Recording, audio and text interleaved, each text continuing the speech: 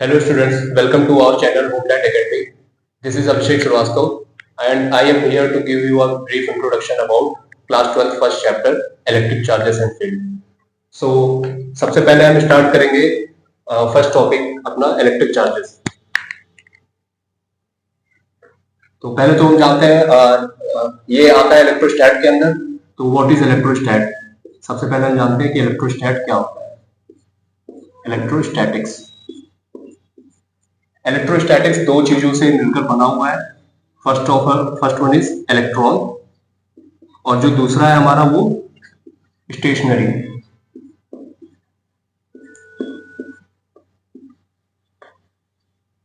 Electron means that is charge और stationary means statics means और rest. यहां पर हम स्टडी किसकी करते हैं? इलेक्ट्रोस्टैट हम स्टडी करते हैं इलेक्ट्रॉन्स की, जो मींस चार्जेस की रेस्ट पोजीशन पे। यहाँ पर जो हमारा चार्ज है मतलब कि वो चार्ज क्या है, मूव नहीं हो रहा है। सबसे पहली चीज तो हम यहाँ पर इलेक्ट्रोस्टैट में यही पढ़ेंगे कि हमारा चार्ज रेस्ट पोजीशन पे है। फिर फर्दर हम इसके आगे क्या पढ़ेंगे? चार्ज मूव कर रहा है, फिर दैट इज मैग्नेटिक फील्ड, तो वहां पर मैग्नेटिक फील्ड का रोल आएगा। फिर उसके बाद हम पढ़ेंगे चार्ज टाइम के साथ वेरी कर रहा है, तो वहां पर इलेक्ट्रोमैग्नेटिक इंडक्शन हम पढ़ेंगे, जिसमें हम मैक्सवेल्स के चार इक्वेशन भी डिस्कस करेंगे। तो फर्दर ये सारी चीजें हम डिस्कस करेंगे। आज अभी हम स्टार्ट करते हैं। हम सबसे पहला हमारा जो टॉपिक है इलेक्ट्रिक चार्जेस, तो उसके बारे में स्टडी करने के लिए सबसे पहले हमें जानना पड़ेगा व्हाट इज इलेक्ट्रोस्टैटिक्स। ठीक है, तो ये है इलेक्ट्रोस्टैटिक मींस यहाँ पर हम चार्ज की स्टडी करेंगे किस पोजीशन में? रेस्ट पोजीशन में। ओके, अब हम आगे बढ़ते हैं। What is electric charge? Electric charge. So electric charge क्या होता है? ये भी किसी भी मटेरियल की वह प्रॉपर्टी है जिसके कारण फोर्स ऑफ इंटरेक्शन वर्क करता है। फोर्स ऑफ इंटरेक्शन मींस यानी कि फोर्स ऑफ अट्रैक्शन और फोर्स ऑफ रिपल्सन, उसकी वजह से यहाँ पर वर्क करता है। किसी भी मटेरियल की वह प्रॉपर्टी जिसके कारण force of attraction, force of repulsion हमारा वर्क करता है। तो हम देखेंगे इसकी definition. The property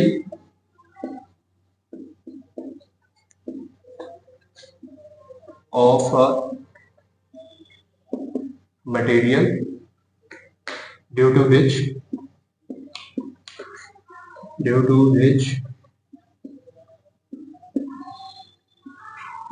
force of interaction comes in consideration. किसी भी मटेरियल की वह प्रॉपर्टी जिसकी वजह से फोर्स ऑफ इंटरेक्शन कंसिडरेशन में आता है। What do you mean bye interaction? Interaction क्या होता है? इंटरेक्शन में हम दो चीजें काउंट करते हैं, या फिर उस मटेरियल का अट्रैक्शन हो रहा होगा और या फिर उस मटेरियल का रिपल्सन हो रहा होगा। अभी फर्दर हम जब आगे इसकी स्टडी करेंगे तो हमें पता चलेगा कि अट्रैक्शन क्यों होता है और रिपल्सन क्यों होता है। तो हम आगे चलते हैं। Attraction plus repulsion. अब हम देखेंगे और क्या इसकी प्रॉपर्टीज होती हैं। It is a intrinsic property, it follows intrinsic property.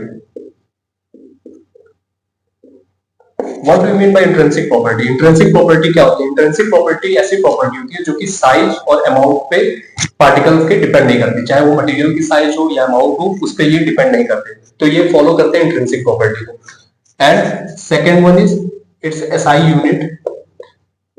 It's SI unit is coulomb.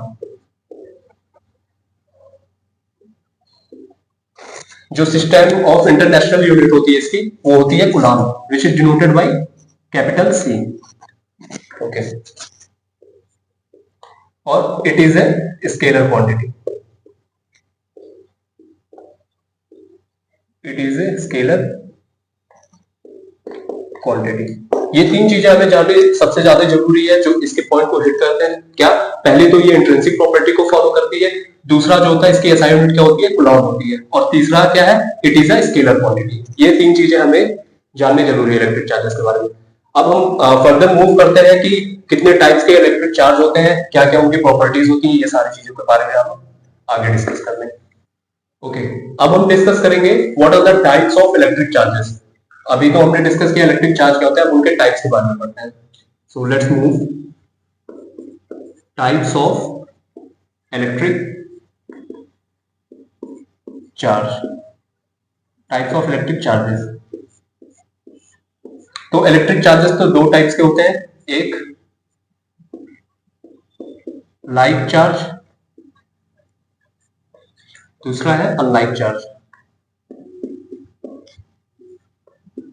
Unlike charge, तो लाइक चार्जेस क्या होते हैं? लाइक चार्ज वो होते हैं जो एक दूसरे को रिपल करते हैं, means positive positive negative negative. Means if there is a two positive charge, अगर दो पॉजिटिव चार्ज रखे हुए हैं तो ये एक दूसरे को हमेशा क्या करेंगे?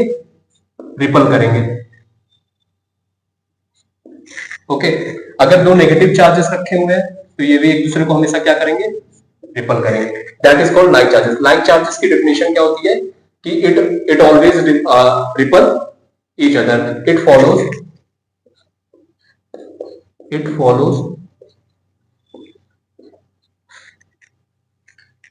sorry it always follows force of repulsion।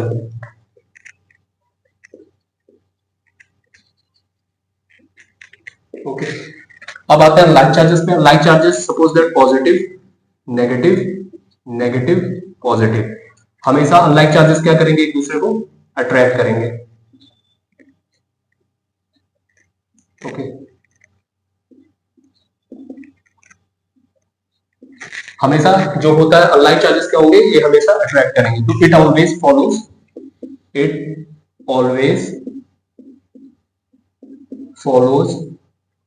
Force of attraction.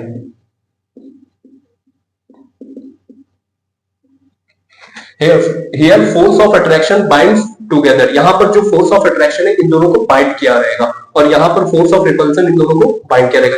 यहां पर क्या होंगे कि ये अवे की तरफ जाएंगे और यहां पर ये टूवर्ड्स की तरफ जाएंगे। हमेशा ये चीज ध्यान रखना कि अनलाइक चार्जेस हमेशा अट्रैक्ट करते हैं और लाइक चार्जेस जो होता है हमेशा रिपल करते हैं। तो ये थे types of electric charges. Okay, अब आते हैं हम सबसे पहले तो जानेंगे कि मटेरियल की कुछ प्रॉपर्टीज, कि वो कंडक्टिव मटेरियल है या इंसुलेटिव मटेरियल है। सो सबसे पहले हम जानते हैं कि कंडक्टर्स क्या होते हैं और इंसुलेटर्स क्या होते हैं।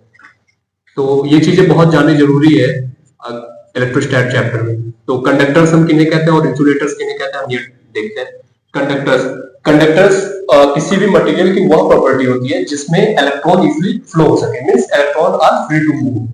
यहाँ पर इलेक्ट्रॉन्स क्या होते हैं कि फ्री टू मूव होते हैं, तभी वो इलेक्ट्रिसिटी कंडक्ट कर पाते हैं। क्योंकि इलेक्ट्रॉन्स अगर बाउंड रहेंगे तो वहां पर इलेक्ट्रिसिटी कंडक्ट नहीं कर पाएगा, तो उसे हम कहते हैं insulators.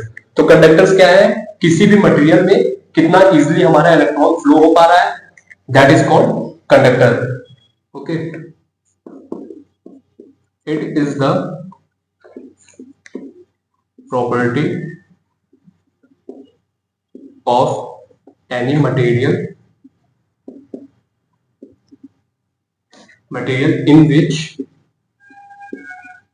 in which charges, or we can say that electron charge, electron की वजह से ही कंडक्टिविटी प्रॉपर्टी शो करते हैं।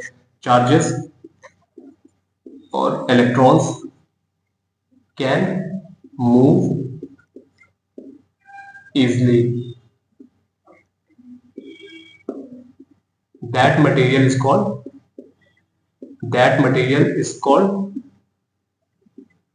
conducting material।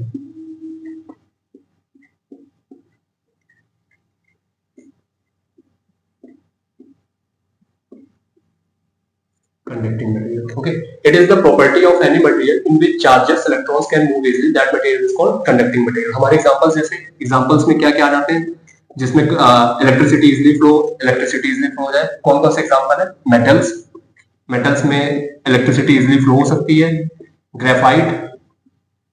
Graphite means pencil की जो नीब होती है उसे हम ग्रेफाइट बोलते हैं, एक्सेट्रा। और भी बहुत चीजों में हमारी इलेक्ट्रिसिटी इजीली फ्लो हो सकती है। अब आते हैं हम फर्दर मूव करते हैं इंसुलेटर्स पे। तो इंसुलेटर्स में क्या है? ऐसे मटेरियल जहां पर इलेक्ट्रॉन हमारे बाउंड हो, जिसमें इलेक्ट्रिसिटी इजीली फ्लो ना हो सके, उनको हम इंसुलेटर्स बोलते हैं। तो इलेक्ट्रिसिटी फ्लो नहीं होगी, it means there is a no flow of electric charges, यानी कि वहां पर इलेक्ट्रॉन्स क्या है, फ्रीली मूव नहीं कर पा रहे, वहां पर इलेक्ट्रॉन्स बाउंड है, that is why it is called insulator, इसीलिए इन्हें इंसुलेटर कहा गया है। ओके, तो it is the property of any material in which electrons are not free to move, that is called insulators, and the materials are called insulating material, are called insulating materials. Okay, example में हमारे glass, plastic etcetera.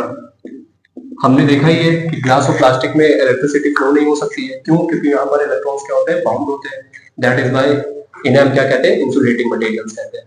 तो ये था हमारा एक basic सा introduction about conductors और insulators. Okay, अब हम फर्दर मूव करते हैं नेक्स्ट टॉपिक पे अपने, प्रॉपर्टीज ऑफ इलेक्ट्रिक चार्जेस। अब हम बढ़ते हैं प्रॉपर्टीज ऑफ इलेक्ट्रिक चार्जेस। क्या क्या प्रॉपर्टीज ये शो करते हैं, या किन किन प्रॉपर्टीज को ये इलेक्ट्रिक चार्जेस फॉलो करते हैं। सबसे पहले हमें तो पता है कि इलेक्ट्रिक चार्जेस क्या होते हैं, हमारे स्केलर क्वांटिटी है, मींस ये सिर्फ मैग्नीट्यूड पे डिपेंड करते हैं, डायरेक्शन पे तो डिपेंड नहीं करते हैं। तो इनका एडिशन हम इजीली कर सकते हैं, जैसे हम एडिशन करते हैं अलजेब्रिक सम का, तो हम इनका एडिशन इजीली कर सकते हैं। ओके, तो सबसे पहली जो प्रॉपर्टी आती है इलेक्ट्रिक चार्ज की, वो आती है addition of charges, or we can say that additive property. Okay, और इसे हम क्या कह सकते हैं, additive property. Okay, so addition of charges क्या होता है, मींस जो चार्जेस होंगे हमेशा हमारे वो अलजेब्रिक फॉर्म में होंगे, मींस हम चार्जेस का अलजेब्रिक सम इजीली कर सकते हैं। क्यों अलजेब्रिक सम हम इजीली कर पा रहे हैं, जैसे क्योंकि यहां पर ये स्केलर लॉ ऑफ एडिशन को फॉलो करते हैं, क्योंकि ये स्केलर लॉ ऑफ एडिशन को फॉलो कर रहे हैं, तो इनके हम एडिशन इजीली हम कर सकते हैं। तो it always follow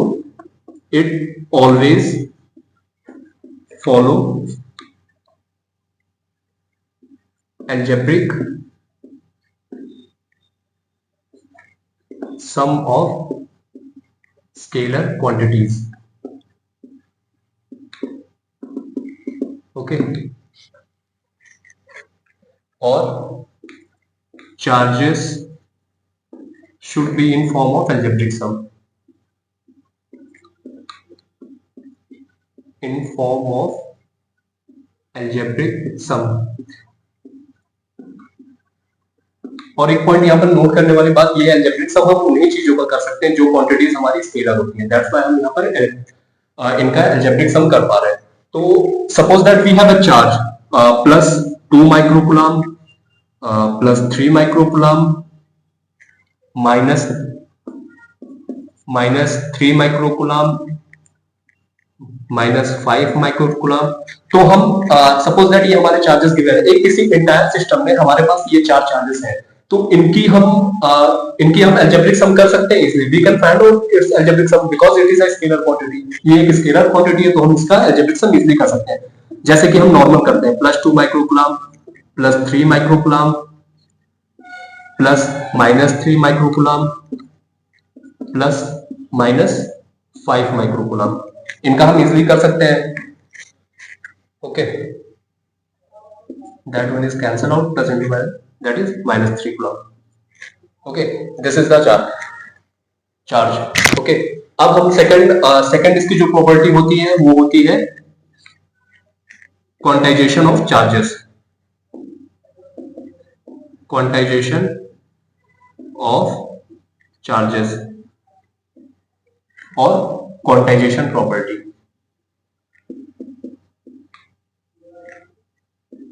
quantization property. Okay, quantization से आपको क्या समझ में आ रहा है कि charges are always in the form of quanta packets. Okay, it means there is a discrete number of charges. Always there is a discrete number of charges. It means always it is in the form of integral. Okay, integers के form में हमेशा हमारे charges किस form में रहेंगे? Integers के form में रहेंगे। इसीलिए इनको क्या कहा गया है? क्वांटाइजेशन ऑफ चार्जेस, यानी कि charges are always in integral form.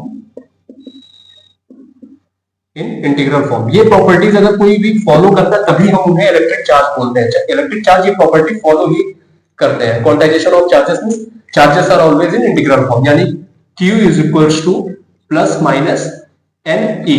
This is the formula for this. Okay, where Q represents, Q क्या रिप्रेजेंट कर रहा है यहाँ पर? Charge. Okay, which is measured in coulomb, जिसको हम मेजर किसमें करते हैं? कूलम्ब में। और N हमारा यहाँ क्या रिप्रेजेंट कर रहा है? N जो है हमारा वो रिप्रेजेंट कर रहा है नंबर ऑफ इलेक्ट्रॉन्स।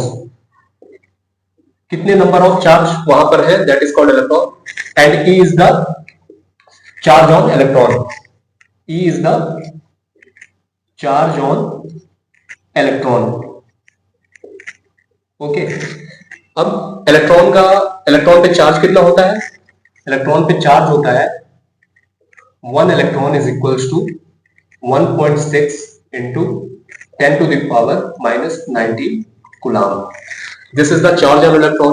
ओके, अब यहाँ पर एक को डाउट आना चाहिए कि इलेक्ट्रॉन तो हमारा माइनस में होता है और यहाँ पर हमने माइनस लगाया नहीं है।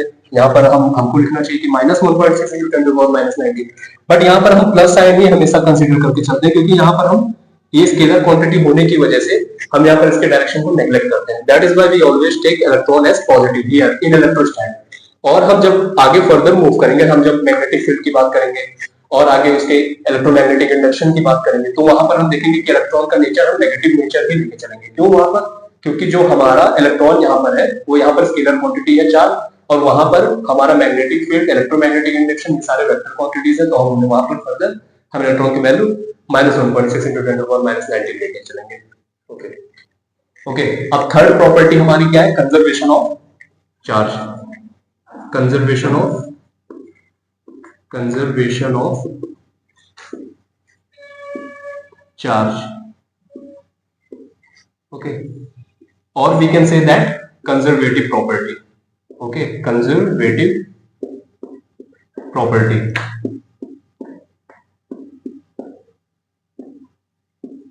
अगर आपको इन सब टॉपिक में किसी पे भी डाउट आएगा तो आप कमेंट बॉक्स में अपने डाउट बता सकते हैं। मैं उस डाउट को क्लियर करने की ट्राई भी करूंगा। जो भी आपको डाउट आता है, ये अभी मैं बेसिक से चल रहा हूँ, क्योंकि यहाँ पर अभी मैंने बेसिक कंसेप्ट आना आपको जरूरी है, फिर मैं न्यूमेरिकल्स पे आऊंगा।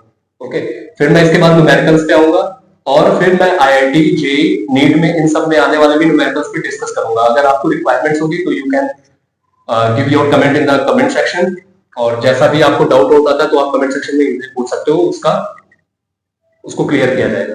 ओके, अब कंजर्वेशन ऑफ चार्ज। तो चार्ज हमेशा कंजर्वेशन प्रॉपर्टी को फॉलो करता है। कैसा कंजर्वेशन प्रॉपर्टी हम ये डिस्कस करते हैं। Suppose that we have isolated system. अगर कोई हमारे पास एक आइसोलेटेड सिस्टम है, what do you mean by isolated system?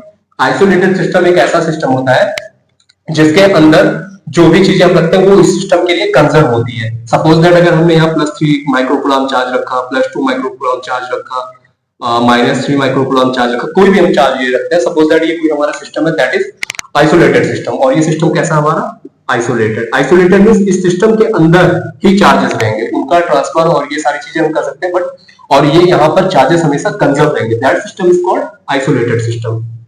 Okay, तो अगर कोई हमारा आइसोलेटेड सिस्टम है, सपोज दैट एक हमारा आइसोलेटेड सिस्टम है, मैं डिस्कस करता हूँ, और यहाँ पर हमारे पास 2 स्फीयर रखे हैं, और स्फीयर्स हमारे कैसे हैं? That is conducting spheres. ये एक आइसोलेटेड सिस्टम है। ओके, आइसोलेटेड सिस्टम है, और यहाँ पर जो स्फीयर्स है ये कंडक्टिंग स्फीयर्स है, हमारे कंडक्टिंग स्फीयर्स। ओके, मींस यहाँ पर कंडक्शन का प्रोसेस इजिली, मतलब यहाँ पर इलेक्ट्रॉन्स का ट्रांसफर यानी कि चार्जेस का ट्रांसफर इजिली हो सकता है। अब हमारे पास सपोज दैट यहाँ पर +3 माइक्रोकूलम चार्ज रखा हुआ है और यहाँ पर +2 माइक्रोकूलम चार्ज रखा हुआ है। ओके, तो +3 माइक्रोकूलम चार्ज पे सपोज दैट ये +3 माइक्रोकूलम है, यहाँ से 1 माइक्रोकूलम चार्ज यहाँ पर चला गया। ओके, तो इसके पास इस सिस्टम के पास अब चार्ज कितना बचा, 2 माइक्रोकूलम, और इस सिस्टम के पास चार्ज कितना बचा, इस स्फीयर के पास यहाँ पर बचा 3 माइक्रोकूलम। अब आप ये देखेंगे कि यहाँ पर चार्जेस का ट्रांसफर तो हो रहे हैं and charges neither created nor be destroyed, यहाँ पर चार्ज ना क्रिएट किए जा रहे ना डिस्ट्रॉय। इस सिस्टम के पास पहले से +3 माइक्रोकूलम चार्ज था, इस सिस्टम के पास पहले से 2 माइक्रोकूलम चार्ज था। और अगर मैं बात करूं इस होल सिस्टम की, तो होल सिस्टम में तो हम देख रहे हैं बस चार्जेस का ट्रांसफर हो रहा है और इस सिस्टम के लिए पूरे चार्जेस हमारे क्या है, कंजर्व है। तो that follows always conservation of charge, हमेशा कंजर्वेटिव प्रॉपर्टी को फॉलो करते हैं, ये यहां से हमें पता चलता है। तो हम पॉइंट्स नोट करते हैं। फॉर एन आइसोलेटेड सिस्टम, मतलब जो हमारा आइसोलेटेड सिस्टम है, ये charges neither be created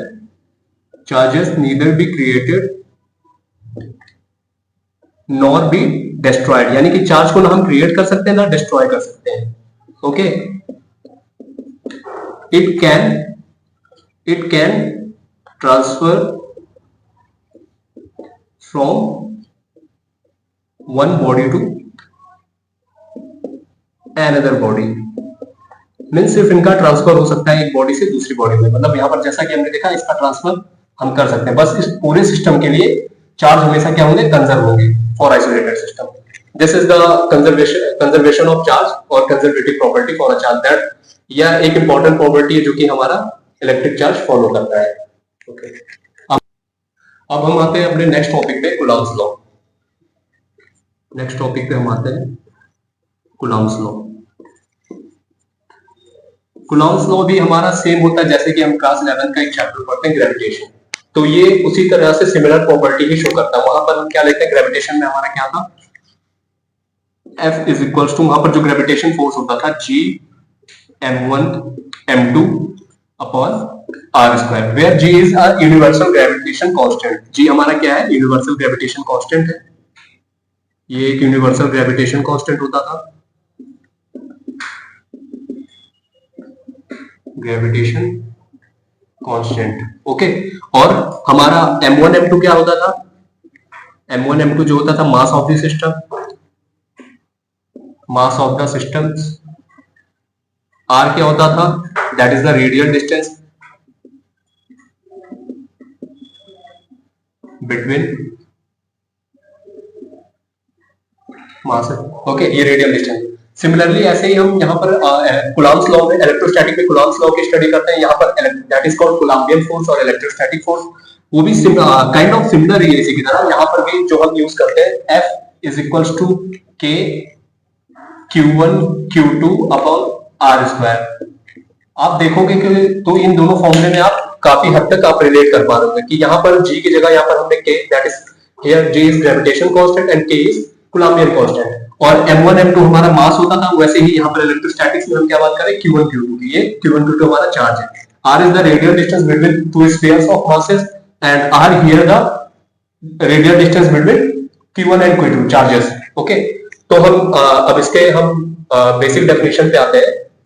basic definition क्या होती है कूलॉम्स लॉ की, the force of interaction, it means interaction means attraction और रिपल्सन। मैं अट्रैक्शन और रिपल्सन ना लिख के इंटरैक्शन यूज कर रहा हूं क्योंकि ये दोनों चीजें यहां पर आ जा रही हैं। The force of interaction between two, ये कैसे चार्जेस हमारे, हम किसकी स्टडी कर रहे हैं, electrostat means charges at rest, static. तो यहां पर हम चार्ज को कैसा लेके चल रहे हैं, the force of interaction between two static, means जो चार्ज क्या है रेस्ट में, टू स्टैटिक पॉइंट चार्जेस। और पॉइंट का मतलब क्या है, पॉइंट चार्जेस का मतलब अगर मैं सपोज दैट ये कोई चार्ज ले रहा हूं +Q, तो इस चार्ज की वजह से कोई भी वो अपने आउटर एटमॉस्फेयर में इस चार्ज की वजह से कोई इफेक्ट नहीं आएगा।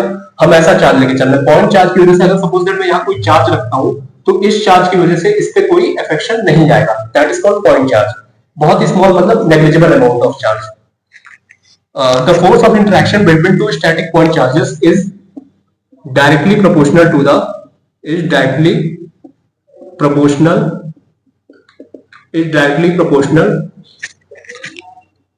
to the डायरेक्टली प्रोपोर्शनल किसके, हम यहां से देख पा रहे हैं डायरेक्टली प्रोपोर्शनल किसके है, Q1 Q2 is directly proportional to the Q1 Q2. what is Q1 into Q2? It means product of the magnitude of the charges, product of the magnitude of the charges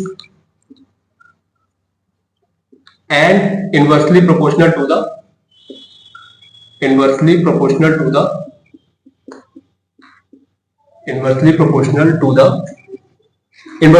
किसके है, यहां पर F inversely proportional किसके है, R square के। F जो है वो डायरेक्टली प्रोपोर्शनल है Q1 Q2 के, और F जो है इनवर्सली प्रोपोर्शनल है 1/R स्क्वायर के। ओके, F इनवर्सली प्रोपोर्शनल है R स्क्वायर के। is the product of the magnitude of the charges and inversely proportional to the square of the distance between them, square of the distance between these two charges, between them. Okay, this is the basic definition of Coulomb's law. So यहाँ पर Coulomb's law जो है वो directly proportional है हमारा Q1 Q2 और inversely proportional हमारा R square. जब हम प्रोपोर्शनलिटी कांस्टेंट हटाते हैं तो कोई प्रोपोर्शनल हटाते हैं तो कोई प्रोपोर्शनलिटी कांस्टेंट आता है, तो F इज इक्वल टू यहाँ K आता है Q1 Q2 upon R square, where K की वैल्यू, K क्या होता है 1/4 पाई एप्सिलॉन नॉट, और जिसकी वैल्यू होती है 9 × 10⁹ न्यूटन मीटर स्क्वायर पर कूलम्ब स्क्वायर। ओके, ये K की वैल्यू है, और K यहाँ पर क्या होता है, K is electrostatic force constant और कूलम्बियन कांस्टेंट,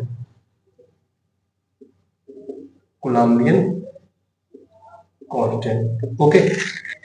सो हमारा Coulomb's law ये होता है, Coulomb's law क्या होता है, the force of interaction between two static point charges is directly proportional to the product of the magnitude of these two charges and inversely proportional to the square of the distance between these two charges. That is the basic definition of Coulomb's law, and this is the formula for Coulomb's law, important formula, where K is replaced by constant value 9 × 10⁹ Newton metre square पर coulomb square, और K को हम क्या कहते हैं, electrostatic force constant या फिर कूलम्बियन constant. Okay, अब हम अपने नेक्स्ट टॉपिक पे आते हैं, Coulomb's law in vector form. Coulomb's law in vector form means Coulomb's law को हम देखेंगे वेक्टर फील्ड में वो कैसा होता है। ओके, तो सबसे पहले हम Coulomb's law in vector form में सबसे पहले हम यहाँ पर दो नेचर ऑफ चार्जेस लेके चलते हैं, एक तो लाइक चार्ज, एक अनलाइक चार्ज। तो सबसे पहले Coulomb's law in vector form देखेंगे किस चार्ज के लिए, लाइक चार्जेस के लिए। Like charge means what are like charges, like charges means जो एक दूसरे को रिपल करते हैं, रिपल ईच अदर। तो यहाँ पर हम फॉर आवर कन्वीनियंस, हम अपने कन्वीनियंस के लिए हम यहाँ पर या फिर दो पॉजिटिव चार्ज ले लो आप, या फिर दो नेगेटिव चार्ज ले लो। तो मैं यहाँ पर पॉजिटिव चार्ज लेके चलता हूँ plus Q, okay, and plus Q1 and plus Q2, ये दो चार्जेस। ओके, ओके, अब यहां पर अगर हम फोर्स निकालते हैं, फोर्स वेक्टर फॉर्म का मतलब क्या है कि इट हैज सम डायरेक्शन। तो हम यहाँ पर डायरेक्शन देखते हैं इन दोनों फोर्स की वजह से कि फील्ड की डायरेक्शन किस साइड रहेगी, मतलब इलेक्ट्रोस्टैटिक फोर्स का डायरेक्शन किस तरफ रहेगा। तो सबसे पहले हम तो देखते हैं कि यहाँ पर प्लस Q1 की वजह से, और अगर Q1 चार्ज पे Q2 का इंटरेक्शन हो रहा है तो इसकी वजह से फोर्स किस साइड रहेगी, this side, that is F12। ये force on charge first due to charge 2 की वजह से, that we denote here F12। और अगर मैं इस चार्ज की और इस चार्ज की वजह से देखूं तो इसकी फील्ड इधर जाएगी। यहाँ पर देखो ये प्लस Q1 है, plus Q2, plus plus charges always repel each other, तो यहाँ पर ये रिपल कर रहा है। अब 2 और 1 की वजह से देखेंगे तो फील्ड किधर रहेगी, इस साइड, ये भी रिपल कर रहे हैं इस साइड, तो दैट इज F21। ओके, यहाँ पर डायरेक्शन हम इजिली निकालना देखो सीख गए हैं कि plus Q and plus Q charges are always repel each other. तो यहाँ पर इसकी वजह से इस पे इंपैक्ट इधर आएगा, क्यों रिपल्सन है, इसकी वजह से इसका इंपैक्ट इस इधर आएगा, दैट इज F21। ओके, क्योंकि यहाँ भी ये रिपल कर रहे हैं। अब हम इनके डिस्टेंस देखेंगे यूनिट वेक्टर्स। तो यहाँ पर जो डिस्टेंस इसकी होगी Q1 की वजह से Q2 पे डिस्टेंस ये इस डायरेक्शन में होगी, दैट इज R12। ओके, और 2 की वजह से 1 पे डायरेक्शन यूनिट वेक्टर ये इस तरफ होगी, दैट इज R21। ओके, अब हम देखते हैं कुलाम्स लॉ, इस पे अप्लाई करते हैं कि वेक्टर फॉर्म में हम कुलाम्स लॉ को कैसे लिख सकते हैं। सो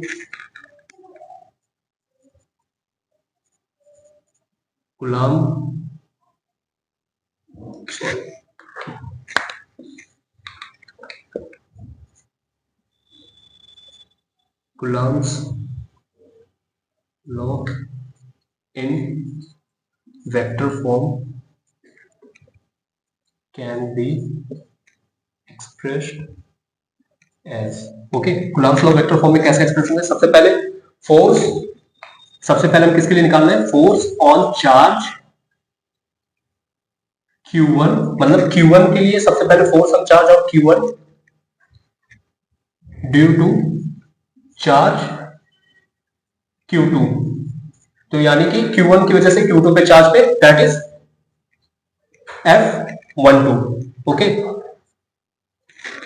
F12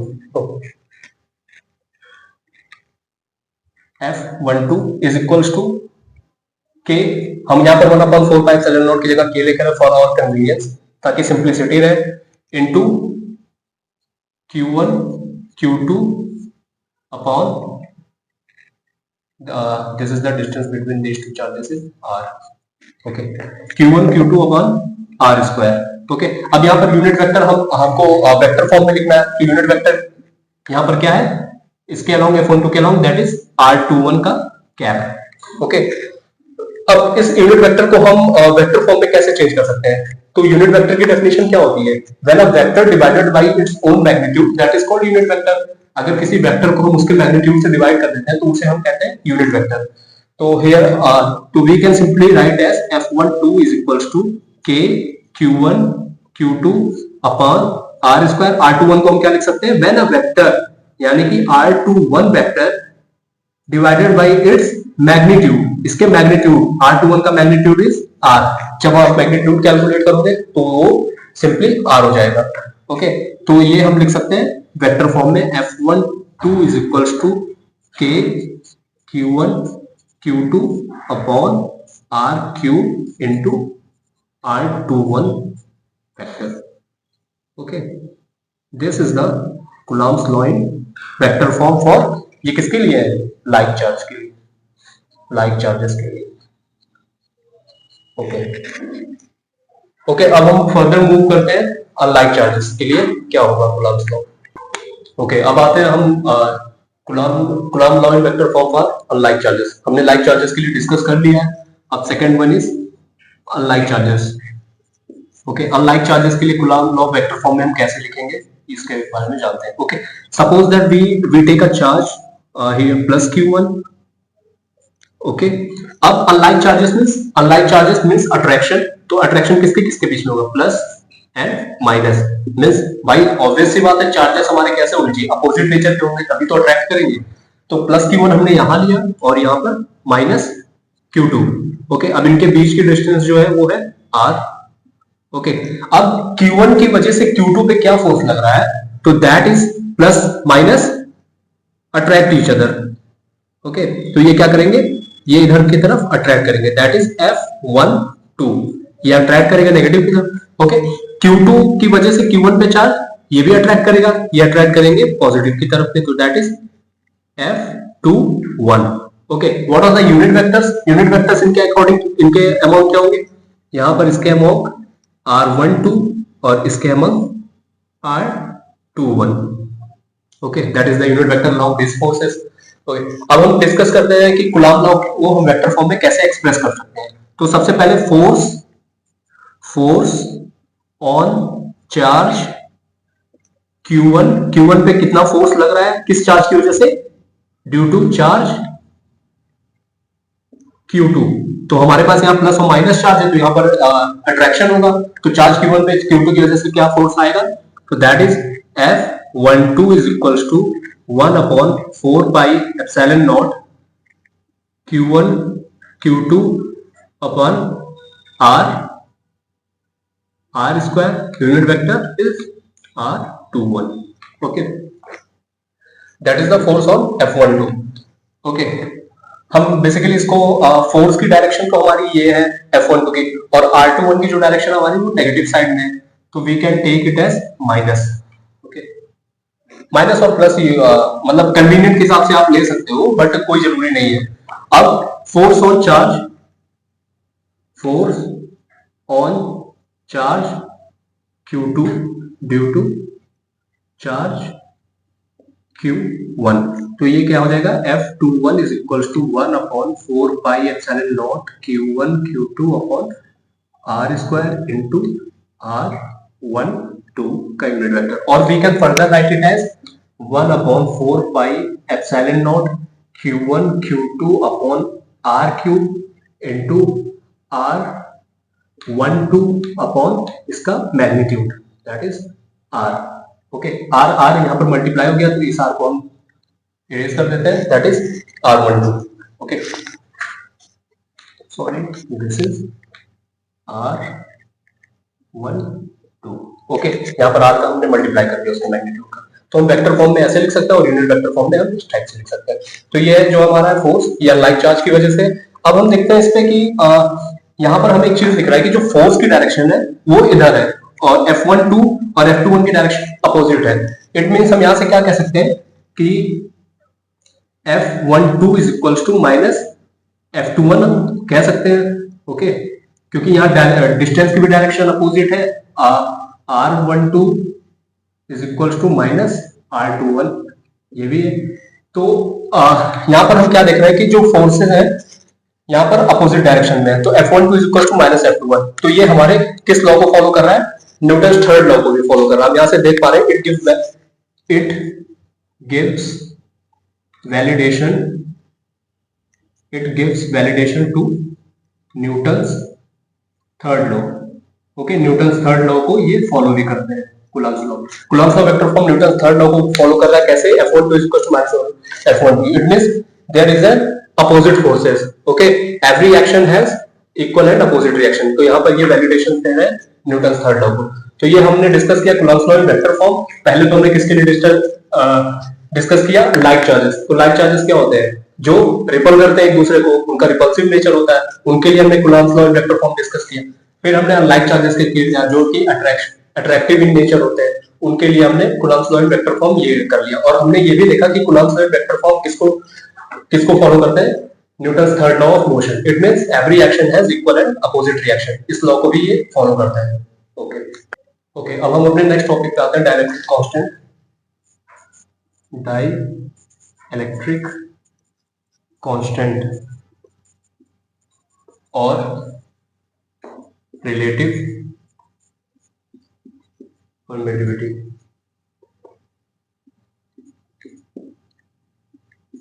डाइलेक्ट्रिक कांस्टेंट और relative permittivity. Okay, what do you mean by permittivity? सबसे पहले तो हम जानते हैं परमिटिविटी क्या होती है। परमिटिविटी से हम क्या देख पा रहे हैं कि परमिशन मतलब कितना वो परमिट कर रहा है, इलेक्ट्रिक फोर्सेस को अपने अंदर एक्सर्ट करने में चार्जेस कितनी परमिशन दे रहे हैं, that is called permittivity of any medium. मतलब किसी भी मीडियम की परमिटिविटी क्या डिसाइड करता है कि वो अपने अंदर कितने इलेक्ट्रिक फोर्स को एक्सर्ट करने दे रहा है, कितना परमिशन वो दे रहा है, कितना अपोज कर रहा है, कितना परमिशन दे रहा है, that is decided bye permittivity.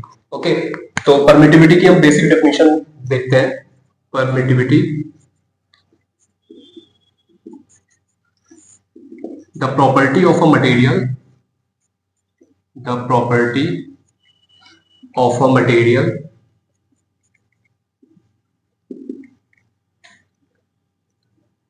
due to which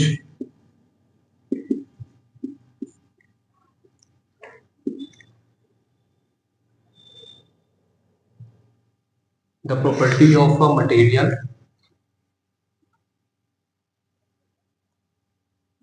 by which by which there is a exertion of electric force,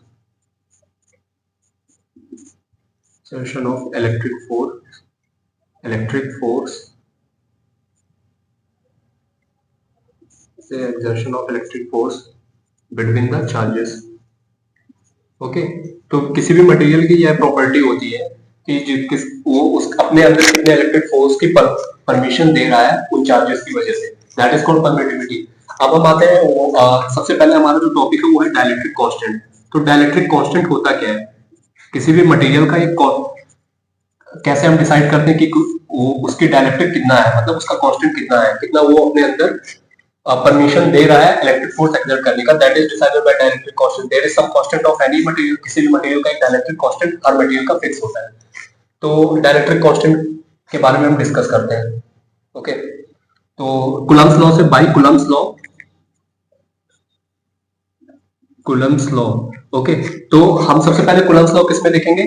vacuum में। तो एफ वैक्यूम में हम क्या लिख सकते हैं? एफ वैक्यूम में होता है 1/4 same formula, that is vacuum और एयर में हमारा फॉर्मूला सेम होता है कूलम्ब्स लॉ का, Q1 Q2 upon R²। Okay Coulomb's law vacuum में ये होता है। ओके और अगर हम बात करें किसी मीडियम की, तो मीडियम का भाई अपना एक डाइलेक्ट्रिक कांस्टेंट होता है, तो here it is denoted bye 1/4 epsilon.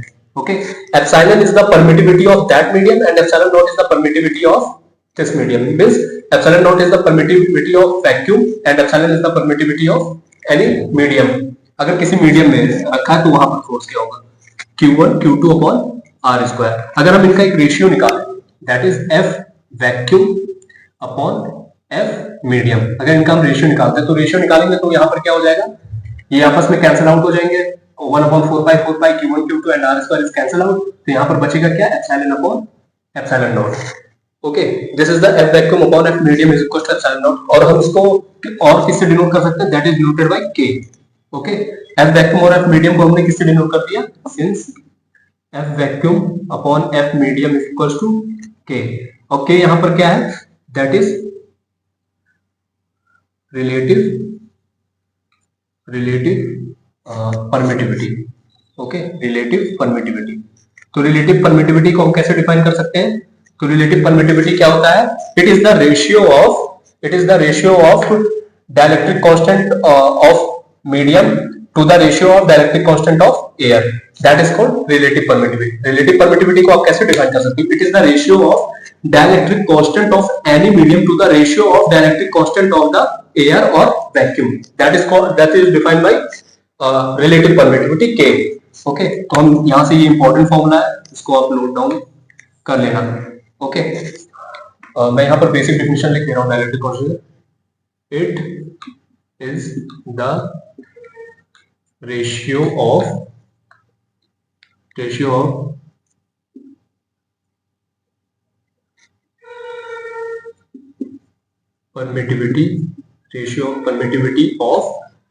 permittivity of medium to the ratio of permittivity of free space। Okay free space में उस मटेरियल की permittivity, it is the ratio of the permittivity of the medium to the ratio of permittivity of the free space is called dielectric constant, is called relative permittivity, is called relative permittivity K। Okay इसको हम denote करते हैं K। It has no SI unit, क्योंकि हम देख पा रहे हैं SI यूनिट यहाँ पर क्या है? एप्सिलॉन बाय एप्सिलॉन नॉट, दोनों की SI यूनिट सेम होती है, व्हिच इज कूलम्ब स्क्वायर पर न्यूटन मीटर स्क्वायर, तो दोनों कैंसिल आउट कर देंगे, तो यहाँ पर इसकी कोई यूनिट नहीं होती है। तो यहाँ पर हमने क्या डिस्कस किया? Dielectric constant. परमिटिविटी क्या होती है किसी मीडियम की? मतलब वो मीडियम अपने अंदर कितना इलेक्ट्रिक फोर्स एक्सर्ट करने दे रहा है, that is called permittivity. Dielectric constant क्या होता है? डाइलेक्ट्रिक कांस्टेंट किसी भी मीडियम का वो कांस्टेंट होता है, तो हर मीडियम का एक अपना कांस्टेंट होता है, that is called dielectric constant. मतलब इट, और फिर आते हैं रिलेटिव परमिटिविटी क्या होता है? It is the ratio of permittivity of the medium to the permittivity of the free space is called relative permittivity K। अगर हमको कूलम्ब्स लॉ को एप्सिलॉन नॉट के फॉर्म में लिखना, सपोज हमारे पास कोई मीडियम है, अगर हम F मीडियम है और हमारे पास एप्सिलॉन नॉट की वैल्यू, एप्सिलॉन को हमको किसके टर्म में लिखना है? K के टर्म में, और एप्सिलॉन नॉट के टर्म में, तो कैसे लिख सकते हैं? तो F मीडियम को हम लिख सकते हैं 1/4 epsilon Q1 Q2 upon r square, ये एक स्पेशल केस है। तो इस मीडियम को अगर हमारे पास सपोज एप्सिलॉन की वैल्यू नहीं गिवन है किसी मीडियम की, तो हम इसको एप्सिलॉन नॉट ऑफ के फॉर्म में कैसे लिख सकते हैं? 1 upon 4 pi epsilon is equal to क्या होता है? Epsilon is equal to epsilon naught times K. यहां से देख पा रहे हैं epsilon is equal to epsilon naught times K, तो इसको हम लिख सकते हैं epsilon naught times K Q1 Q2 upon r square in terms of epsilon naught times और के रेस्पेक्ट में हमारा ये होगा, और एप्सिलॉन के रेस्पेक्ट में हमारा फॉर्मूला ये होगा मीडियम के लिए किसी। अब डाइलेक्ट्रिक कांस्टेंट के की वैल्यू फिक्स होती है। अगर के हम वैक्यूम के लिए ले रहे हैं तो वैक्यूम के लिए के की वैल्यू होती है 1, और एयर के लिए के की वैल्यू होती है समथिंग अप्रॉक्स वैक्यूम ही होता है 1.0054, और के वाटर के लिए होता है dielectric constant of water is 81। Okay, तो ये वैल्यूज कुछ है, ये याद रख सकते हैं न्यूमेरिकल्स के लिए। ओके, अब हम इसके डिस्कस करेंगे, हम इसका न्यूमेरिकल्स अगले सेक्शन में, जहां पर हम इसके सारे बेसिक न्यूमेरिकल्स हम इसके डिस्कस करेंगे। और आपको ये अभी इलेक्ट्रिक चार्जेस के कंसेप्ट थे। अगर आपको इस कंसेप्ट में कहीं भी कोई भी डाउट, कोई भी दिक्कत है तो आप कमेंट सेक्शन में प्लीज बताइएगा, मैं उस डाउट को क्लियर करने की कोशिश करूंगा। और जितने भी न्यूमेरिकल्स हम डिस्कस करेंगे इसके आगे नेक्स्ट क्लास में करेंगे। और आपको अगर फर्दर न्यूमेरिकल्स की इस पे जरूरत होगी, suppose that NEET JEE advance के भी न्यूमेरिकल्स, मैं अगले वीक अगर आप कमेंट सेक्शन में बताओगे तो मैं उस पर भी एक वीडियो बना दूंगा। Thank you and subscribe the channel Homenet academy.